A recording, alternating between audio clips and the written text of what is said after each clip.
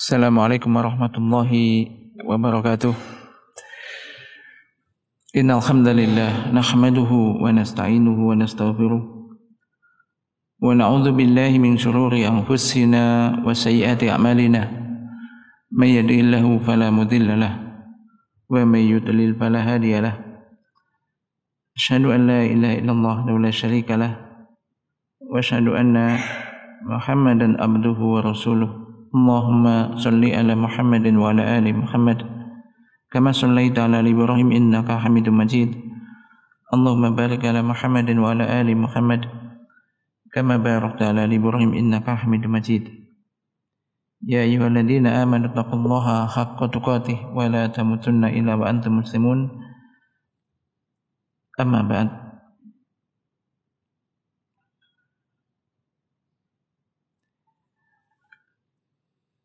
Jemaah sekalian yang dimuliakan Allah Subhanahu wa taala, alhamdulillah kita senantiasa panjatkan puji syukur kehadirat Allah Subhanahu wa taala atas nikmat dan karunia yang telah diberikan oleh Allah Taala pada kita semuanya. Insyaallah pagi ini kita akan membahas yakni tentang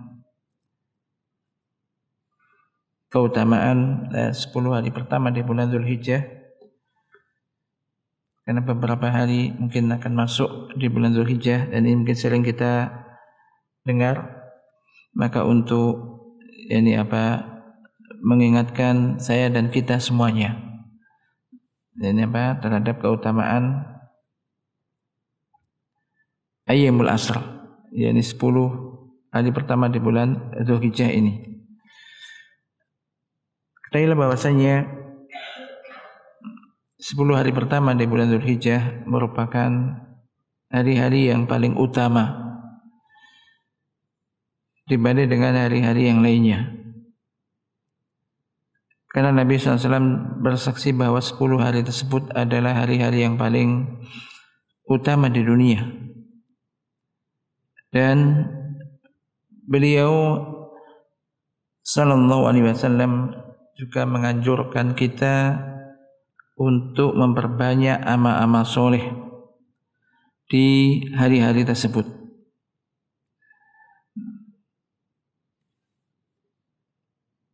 Jadi semua amalan soleh yang dikerjakan pada 10 hari ini lebih dicintai oleh Allah Subhanahu wa taala daripada amalan-amalan yang dikerjakan di hari-hari yang lainnya. Ini menunjukkan betapa agungnya ini amalan soleh pada hari tersebut dan juga betapa besarnya pahala yang akan didapatkan. Jadi amal-amal soleh yang dikerjakan di 10 hari pertama di bulan Dzulhijjah tersebut akan berlipat ganda pahalanya, tanpa terkecuali. Akan menjadikan kita berupaya untuk ikhtinam al-awqat, bisa menggunakan waktu dengan sebaik-baiknya. Dan ini merupakan kenikmatan dan karunia yang telah diberikan oleh Allah Subhanahu wa taala kepada kita semuanya. Rasulullah sallallahu alaihi wasallam telah bersabda, "Ma min ayyamin al-amalu shalihu fiha ahabbu ilallahi azza wa jalla min hadhil ayyam," yakni ayyam al-ashr. Qalu ya Rasulullah walal jihadu fi sabilillah, qala walal jihadu fi sabilillah illa rajulun kharaja bi nafsihi wa malihi wa lam yarji' min dhalika bi syai'. Tidak ada suatu hari di mana suatu amal soleh lebih dicintai oleh Allah Subhanahu wa taala melebihi amal soleh yang dilakukan di hari-hari ini, yakni 10 hari pertama di bulan Dzulhijjah. Maka para sahabat bertanya, "Ya Rasulullah, wahai Rasulullah, apakah termasuk lebih utama dari jihad di jalan Allah? Maka Nabi SAW pun bersabda termasuk lebih utama dibanding jihad fisabilillah. Kecuali orang yang keluar dengan jiwa dan hartanya ke medan jihad dan tidak ada satupun yang kembali, jadi ia mati syahid. Hadis ini menunjukkan bahwasanya amal-amal soleh yang dilakukan di 10 hari pertama di bulan Dzulhijjah ini sangat dicintai atau lebih dicintai oleh Allah Ta'ala dibanding dilakukan di hari-hari yang lainnya. Ini menjadi targhib, motivasi bagi kita untuk memperbanyak ya amal-amal soleh di hari-hari tersebut, lebih ditingkatkan. Di dalam lafaz yang lain, ma min amalin azka indallahi azza wa jalla wala a'dhama ajran min khairin ya'maluhu fi asl adha. Qila wala jihadu fisabilillah, qala wala jihadu fisabilillah azza wa jalla ila rajulun kharaja bi nafsi wa mali wa lam yarji min dzalika bi syai'. Tidak ada amalan yang lebih suci di sisi Allah azza wa jalla dan lebih besar pahalanya daripada kebaikan yang dilakukan pada 10 hari pertama Dzulhijjah. Lalu ada yang bertanya termasuk jihad di jalan Allah? Maka beliau SAW bersabda termasuk jihad fisabilillah azza wa jalla, kecuali seseorang yang keluar dengan jiwa dan hartanya ke medan jihad dan tidak ada satupun yang kembali, jadi ia mati syahid. Jemaah sekalian yang dimati Allah Subhanahu wa taala, di antara keutamaan 10 hari pertama di bulan Dzulhijjah ini, yaitu yang pertama bahwasanya Allah Subhanahu wa taala yang bersumpah dengan 10 hari tersebut di dalam firman Allah Subhanahu wa taala, wal fajr wa layalin ashr, demi fajar, demi malam yang 10. Yang dimaksud dengan malam yang 10 adalah 10 hari pertama di bulan Dzulhijjah. Ini di antara tafsirannya, sebagaimana dikatakan oleh Ibnu Abbas, kedua Ibnu Zubair, Mujahid dan lainnya dari kalangan kaum salaf dan juga khalaf. Ini sebagaimana disebutkan di dalam tafsir Ibnu Katsir. Kemudian yang kedua, 10 hari tersebut termasuk hari-hari yang ditentukan, yang padanya Allah Subhanahu wa taala memerintahkan hambanya untuk banyak bertasbih, bertahlil dan bertahmid. Allah Ta'ala berfirman, wa yadhkuru ismallahi fi ayyamin ma'lumat ala ma razaqahum min bahimatil an'am. Dan agar mereka menyebut nama Allah pada beberapa hari yang telah ditentukan atas rezeki yang Dia berikan kepada mereka berupa binatang ternak. Ibnu Abbas radhiyallahu anhu mengatakan hari-hari itu adalah 10 hari pertama di bulan Dzulhijjah. Imam Ahmad meriwayatkan dari Jabir secara marfu bahwasanya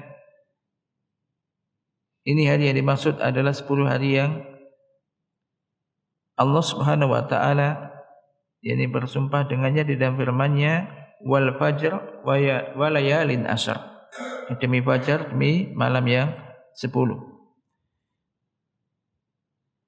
Demikian juga yang ketiga, Rasulullah sallallahu alaihi wasallam bersaksi bahwa 10 hari tersebut termasuk hari-hari yang paling utama di dunia. Beliau sallallahu alaihi wasallam bersabda, afdhalu ayyamid dunya ayyamul ashr, yakni asrul hijjah. Qila wala misluhunna fi sabilillah, qala wala misluhunna fi sabilillah illa rajulun afara wajhahu fi turab. Hari-hari yang paling utama di dunia ini yaitu hari yang 10, yakni 10 hari pertama Zulhijjah. Dikatakan kepada beliau termasuk lebih utama dari jihad di jalan Allah. Beliau menjawab termasuk, yakni lebih utama dari jihad fisabilillah. Kecuali seseorang yang menutup wajahnya dengan debu, yakni mati syahid. Demikian juga yang keempat. Di dalamnya, di dalam 10 hari pertama di bulan Zulhijjah terdapat hari Arafah yang merupakan hari yang terbaik. Dan ibadah haji tidak sah apabila tidak wukuf di Arafah. Nabi SAW bersabda, al-hajju Arafah. Haji itu ini wukuf di Arafah. Demikian juga di dalamnya terdapat hari untuk penyembelihan kurban. Yakni 10 Zulhijjah. Demikian juga yang keenam, berkumpulnya pokok-pokok ibadah pada 10 hari tersebut, yaitu sholat, puasa, sedekah, haji, yang tidak terdapat pada hari-hari selainnya.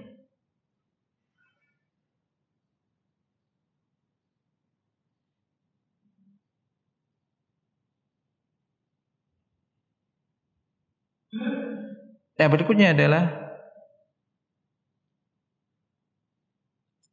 amal-amal sunnah di bulan Zulhijjah.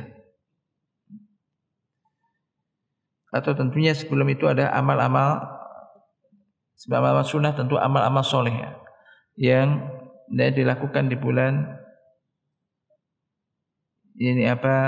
Zulhijjah. Secara umum yang pertama adalah tentunya amalan-amalan yang utama, tentu yang wajib-wajib. Sebelum yang sunnah-sunnah, ini yang wajib. Maka ini hendaknya ditingkatkan, dijaga. Termasuk juga memperbanyak taubat kepada Allah Subhanahu wa taala. Di mana kita senantiasa diperintahkan untuk bertaubat kepada Allah Subhanahu wa taala. Bagi orang-orang yang beriman diperintahkan untuk bertaubat kepada Allah Subhanahu wa taala. Maka di hari-hari ini 10 hari pertama bulan Zulhijjah tentu lebih utama lagi, kan, di mana bertobat dari dosa-dosa, di mana dosa-dosa ini bisa memberatkan seseorang untuk melakukan amal-amal ketaatan. Ini bertobat dengan taubatan nasuha, taubat yang sungguh-sungguh kepada Allah Subhanahu wa taala. Demikian juga yang berikutnya adalah termasuk amal yang wajib. Ini Salat, jelas ya. Salat ini 5 waktu. Salat wajib. Salat wajib. Di mana ini ada amalan yang pertama kali nanti akan dihisab oleh Allah Subhanahu wa taala. Amal yang diwajibkan bagi kita para hambanya, maka tentunya diupayakan untuk lebih dijaga lagi. Termasuk di antaranya bagi kita kaum laki-laki berupaya menjaga sholat 5 waktu dengan berjamaah. Di masjid-masjid dikumandangkan azan di situ. Mungkin bisa lebih bersegera lagi, lebih awal untuk bisa datang, bisa menempati shaf-shaf yang pertama. Ini ditingkatkan. Jadi amal-amal yang wajib ini. Kemudian selanjutnya, jemaah sekalian dari Allah Subhanahu wa taala, terkait dengan amal-amal sunnah. Terkhusus terkait dengan bulan Zulhijjah, 10 pertama di bulan Zulhijjah. Minha di antaranya adalah berpuasa, siam. Berpuasa di 9 hari pertama di bulan Zulhijjah. Di bulan Zulhijjah.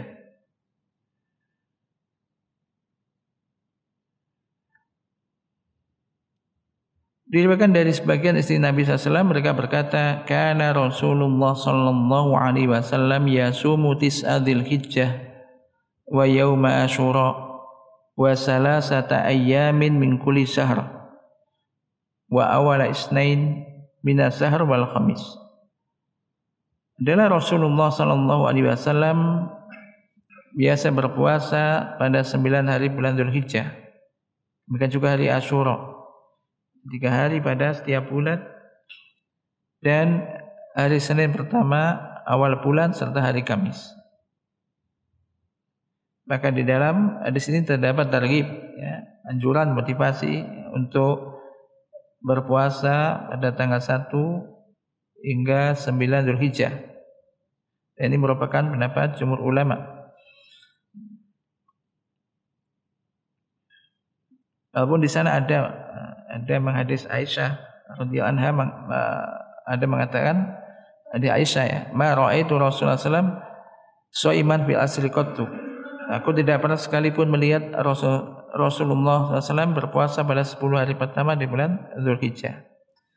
Nah, Imam Ahmad rahimahullah mengatakan tentang 2 hadis yang zahirnya ini kayak kontradiksi ini, bahwasanya yang menetapkan, yakni yang menyebutkan puasa pada 10 hari pertama Dzulhijjah, maksudnya yakni 1 sampai 9 hari, itu muqaddam ala nafi, lebih didahulukan daripada yang menafikan.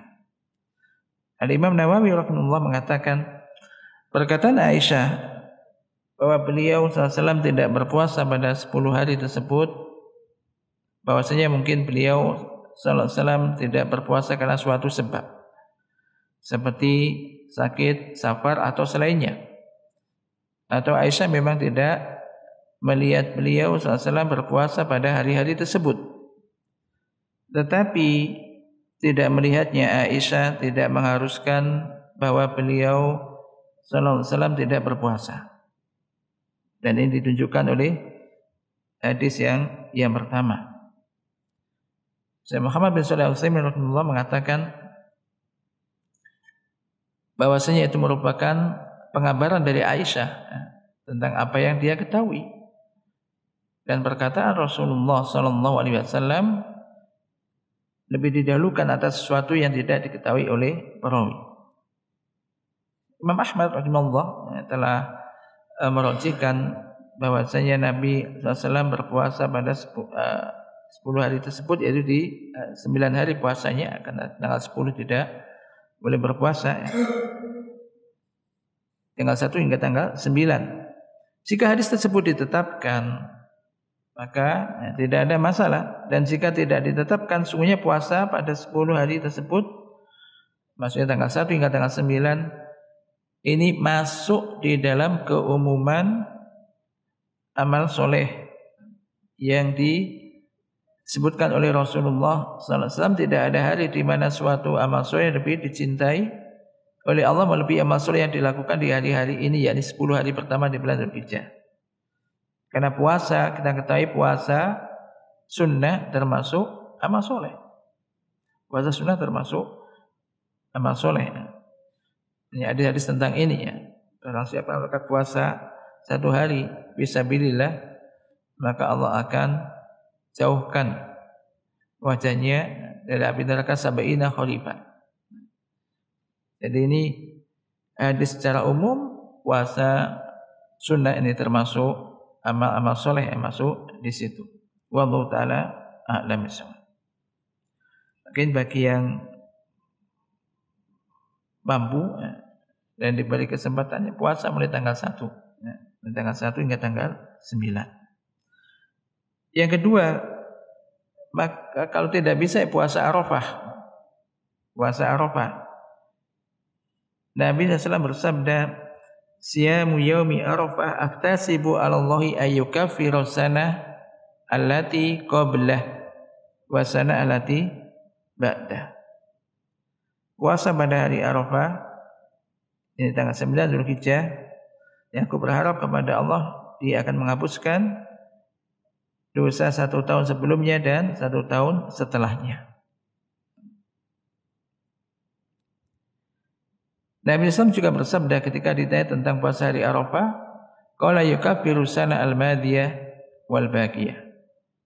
Dia akan bisa menghapuskan dosa setahun sebelumnya dan setahun ini setelahnya.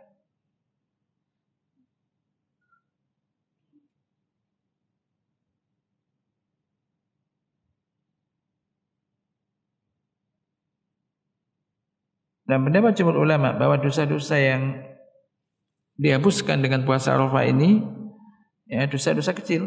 Adapun dosa-dosa besar maka wajib baginya untuk bertaubat. Nah, pendapat mereka ini dikuatkan dengan perkataan mereka ya, karena puasa Arafah tidak lebih kuat dan lebih utama dari sholat wajib yang 5 waktu, sholat Jumat dan Ramadan. Nabi SAW bersabda, as-shalawatul khamsu wal jumu'atu ila jumu'ah wa Ramadan ila Ramadan mukaffirat ma bainahunna idastanabal kabair. Salat yang 5 waktu, salat Jumat sampai ke Jumat berikutnya, Ramadan sampai ke Ramadan berikutnya itu bisa menghapuskan dosa-dosa di antara keduanya selama dia menjauhi dosa-dosa besar. Mereka berkata jika ibadah-ibadah yang agung, yang wajib-wajib tadi ya, yang mulia sebut ini yang termasuk itu di antara rukun-rukun Islam ini tidak kuat untuk menghapuskan dosa-dosa besar, maka puasa Arafah yang sunnah itu lebih tidak bisa lagi. Ini pendapat yang kuat, tapi ini sekali lagi keutamaannya sangat besar. Saum Arafah. Kemudian juga di antara amalan yang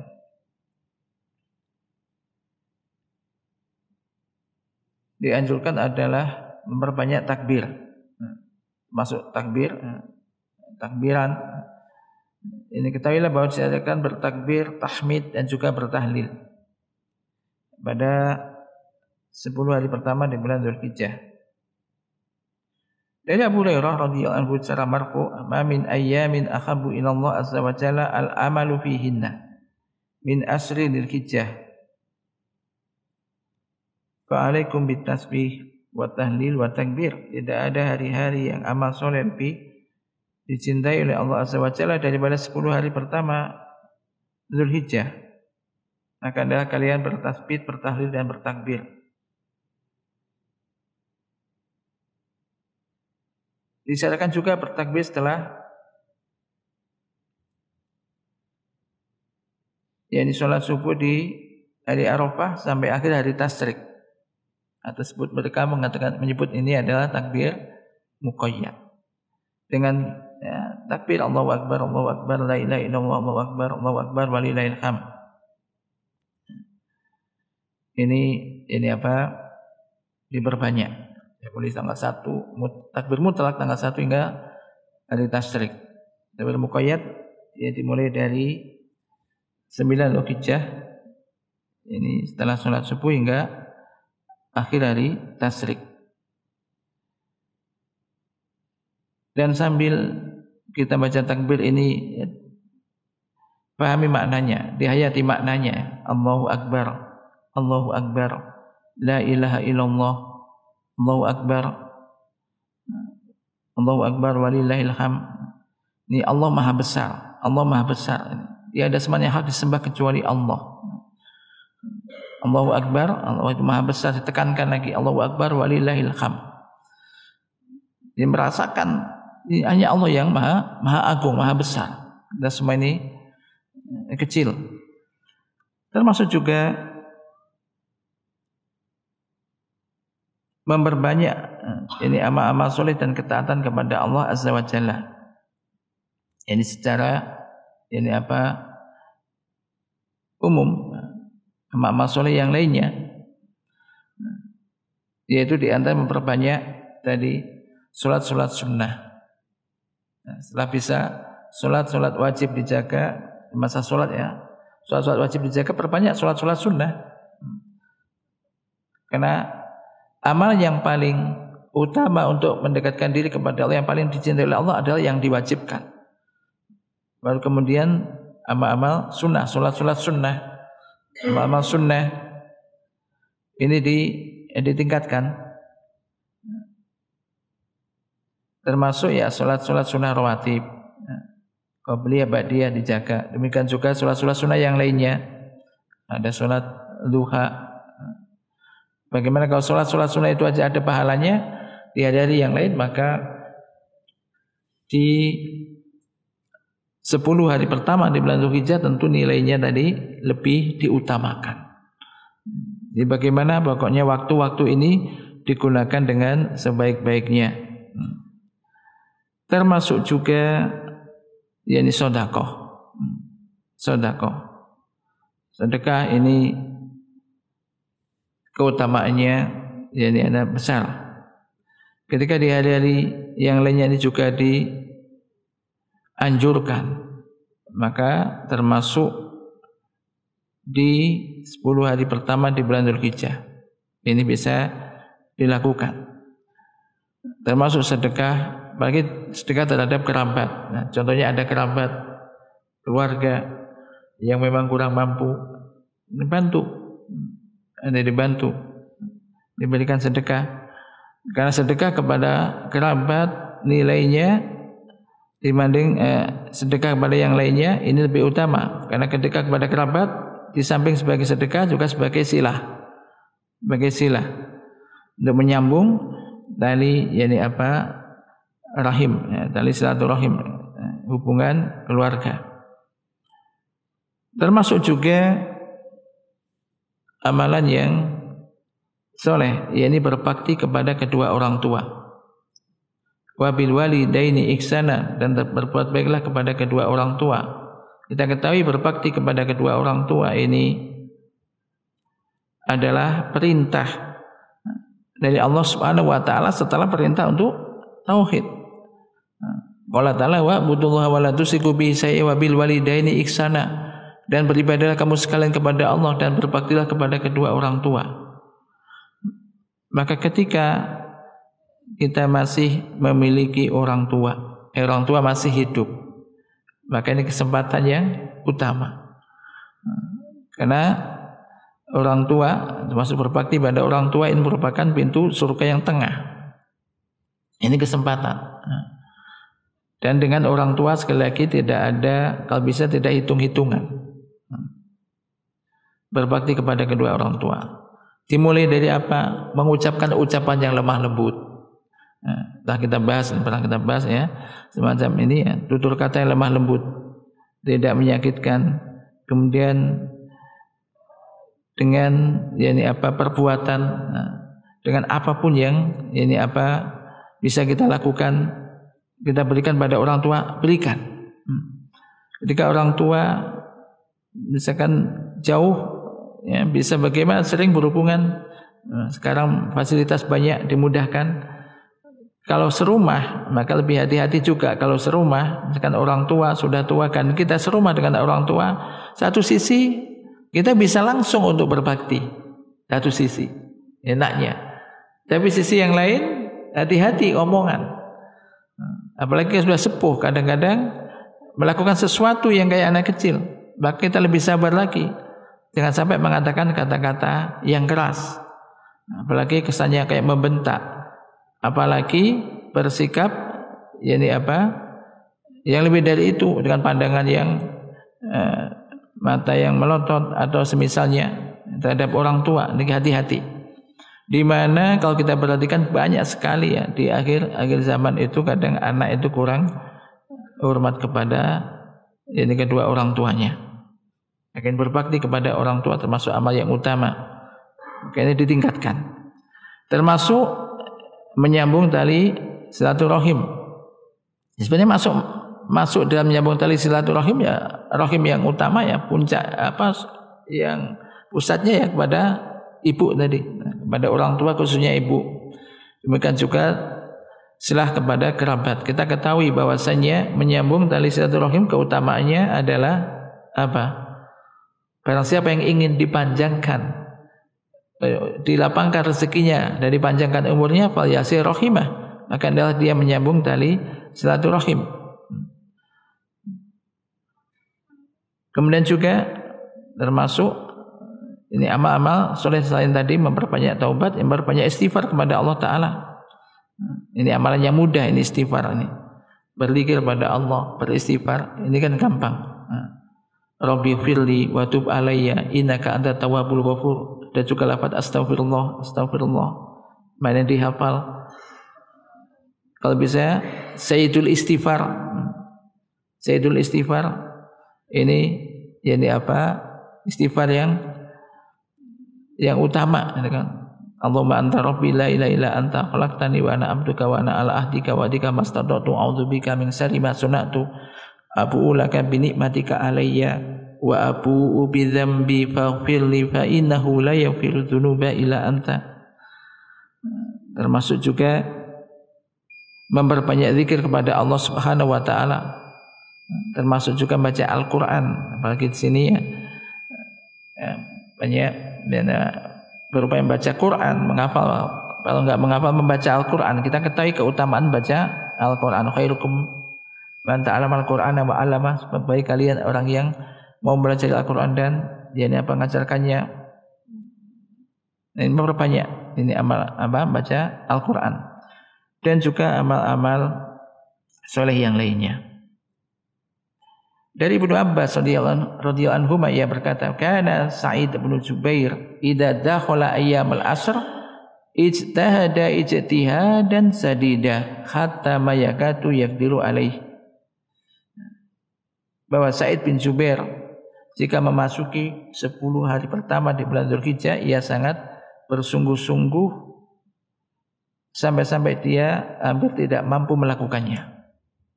Jadi ini kaum salafuna soleh, ketika mengetahui itu ada hari-hari yang utama, maka ini berupaya untuk bersungguh-sungguh di dalam melakukan amal-amal soleh.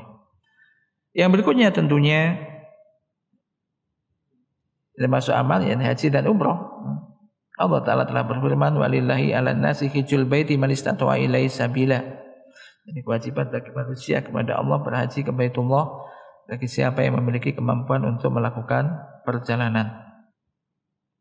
Ini tetap mengetahui bahwa haji dan umrah adalah salah satu ibadah yang paling mulia dan sarana untuk takarrub, pendekatan diri kepada Allah yang paling utama. Ini banyak sekali keutamaannya.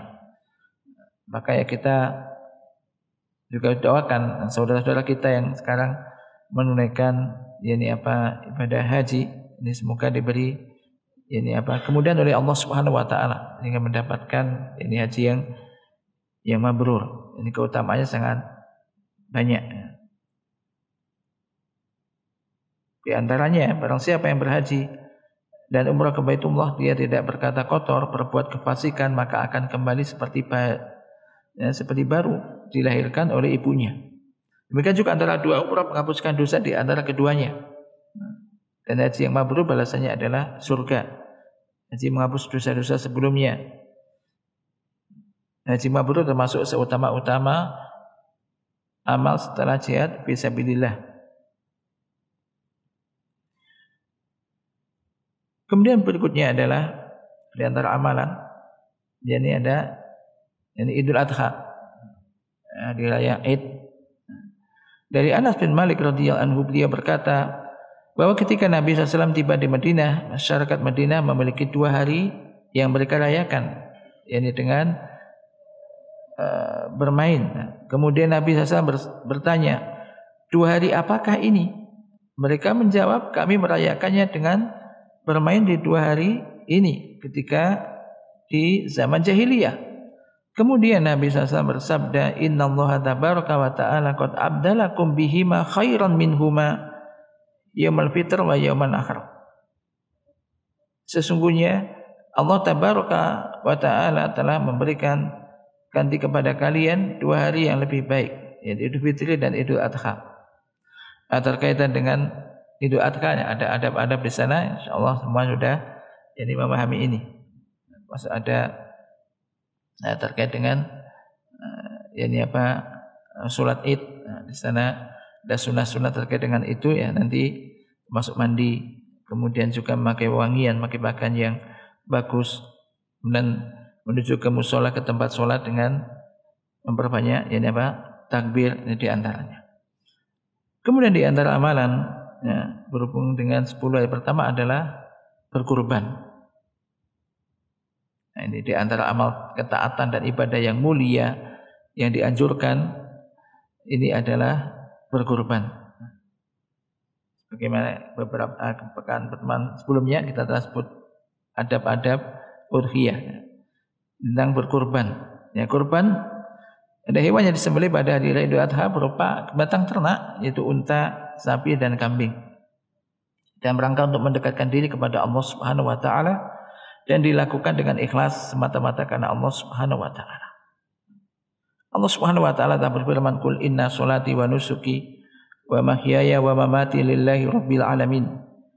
La syarikalah wa bidzalika umirtu wa ana awwalul muslimin." Katakanlah wahai Muhammad, sungguhnya salatku, ibadahku, ibadah sembelihanku, hidupku dan matiku hanyalah untuk Allah, Rabb semesta alam. Tidak ada sekutu baginya dan demikianlah yang diperintahkan kepadaku dan aku ada orang yang pertama-tama berserah diri. Allah Ta'ala juga berfirman, "Fasholli li rabbika wanhar." Laksanakanlah solat untuk Rabbmu dan sembelihlah kurban. Nabi SAW juga bersabda, "Man kana lahu sa'ah wa lam yudhi fala yaqrabanna musallana." Barang siapa yang memiliki kelapangan atau keluasan rezeki namun dia tidak berkurban, maka jangan sekali-kali mendekati tempat sholat kami. Sebagian ulama berpendapat dengan hadis ini atas bahwa hukum menyembelih binatang kurban bagi seorang adalah wajib bagi yang mampu. Namun yang kuat juga sunnah muakkad. Ini artinya sangat ditekankan yang jelas. Jadi yang jelas kalau kita mampu ya jangan ditinggalkan. Jangan ditinggalkan karena waktu ibadah kurban ini kan terbatas. Kapan kita menyembelih? Waktu menyembelih binatang kurban hanya berapa hari? 4 hari ya kan? 10 dan hari tasyrik ya kan? Tapi umumnya tanggal 10 lah ya kan? Artinya kalau kita menyembelih sapi atau kambing sebelum tanggal 10, sebelum sholat lagi misalkan, ya hanya sembelihan biasa atau setelah lewat dari tasyrik ya sembelihan biasa. Kau mau berkurban nunggu setahun lagi, artinya ini waktunya terbatas. Kalau kita pikir begitu, kita pikir semacam itu, maka ini kan setahun lagi. Maka kalau mampu, ya lakukan. Alhamdulillah, khususnya di Balikpapan ini banyak, ya, sudah banyak yang mampu dan juga diberi pertolongan oleh Allah, ada keinginan untuk itu. Karena banyak ada juga orang yang mampu tapi juga tidak berkurban. Maka orang bisa berkurban ini juga ditolong oleh Allah Subhanahu wa taala. Maka ini suatu kenikmatan ketika kita diberi kemampuan dan juga bisa melakukan itu. Dan kembali lagi itu ada sebuah ibadah, bukan untuk wah-wahan atau riya, tidak, tapi ini untuk melakukan ibadah kepada Allah Subhanahu wa taala. Atau bin Yasar bertanya kepada Abu Ayyub Al-Ansari, bagaimana penyembelihan kurban pada zaman Rasulullah SAW? Dia menjawab, kana ar-rajul yudhi bisati anhu wa an ahli baitihi wa yaquluna wa yut'imuna hatta tabahan nasu fasarat kama tara. Yani seorang berkurban dengan seekor kambing untuk diri dan keluarganya, kemudian mereka memakannya dan memberi makan orang-orang sampai mereka berbangga, maka jadilah seperti yang engkau lihat. Nah, ini jadi orang yang berkurban ya boleh makan, dia makan, dia berikan pada orang lain, dia hadiahkan, dia sedekahkan, ini boleh. Nah, tentang syarat dan yang lainnya kemarin sudah kita sebutkan. Kemudian mungkin terkait dengan ini juga menjelas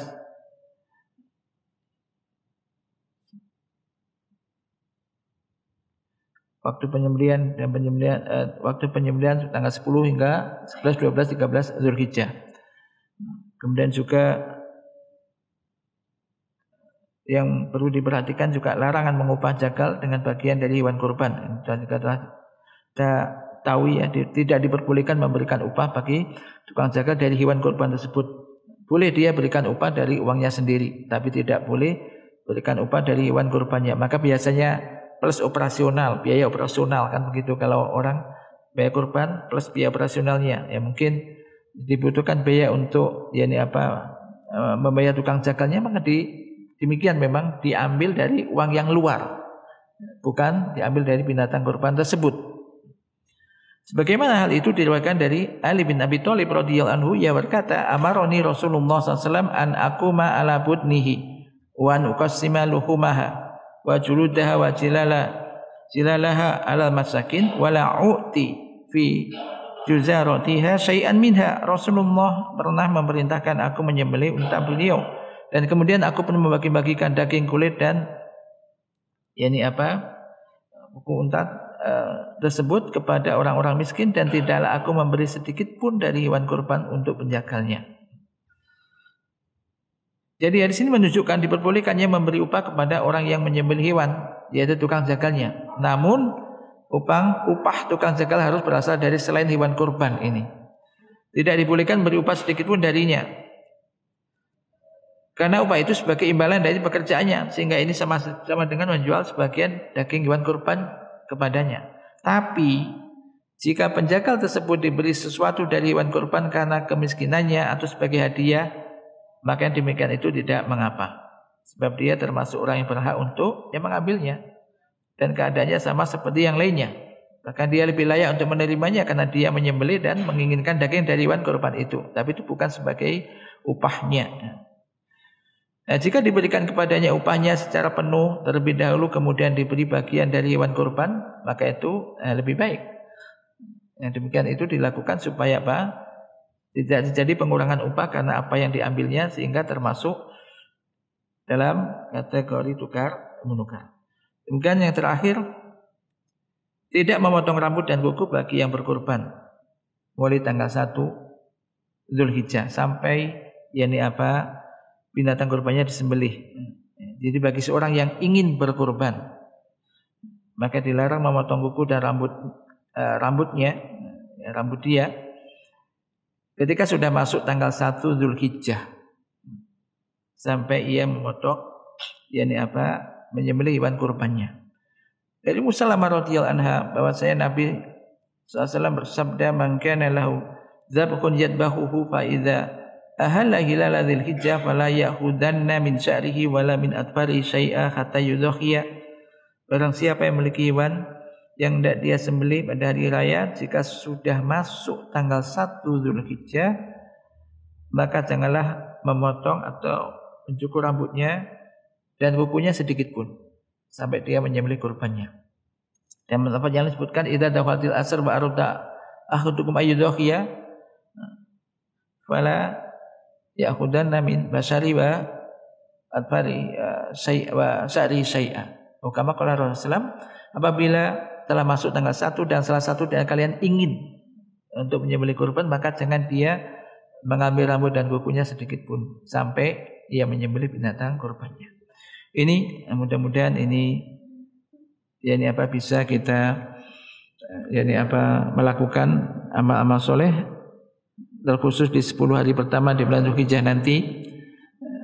Kita senantiasa minta tolong kepada Allah Subhanahu wa taala, karena semoga bisa kita memperbanyak amal-amal tersebut. Baik, sementara sampai di sini naktafi bihada wa sallallahu ala nabiyyina Muhammad subhanakallahumma wa bihamdika asyhadu an la ilaha illa anta astaghfiruka wa atubu ilaik. Assalamualaikum warahmatullahi wabarakatuh.